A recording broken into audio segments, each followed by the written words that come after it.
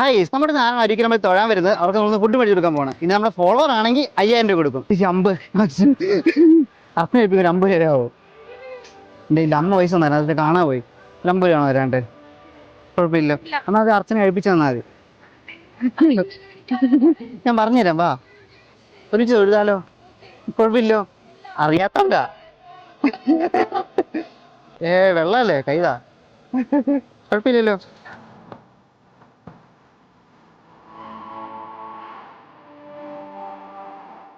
ഇവിടെ ഏതാ ശിവനാണോ ഇവിടെ ഇരിക്കുന്നത്? ഇവിടെ ശിവനും മുരുകനും.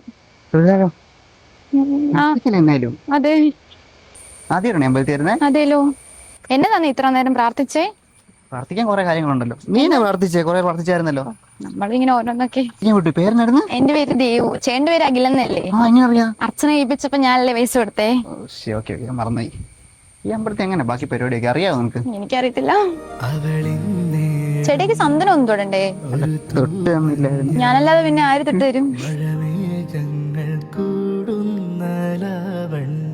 കുഞ്ഞായിട്ട് തന്നെയാണോ തൊട്ടത്? ചെറുതാ. ഇതിന്റെ കൊരങ്ങനോ? കണ്ടു കഴിഞ്ഞ കൊരങ്ങനെ പോലുണ്ട്. അറിയത്തില്ലേ? എനിക്കൊന്നും അറിയത്തില്ല. ഇതൊക്കെ എന്ത് സാധനമാ?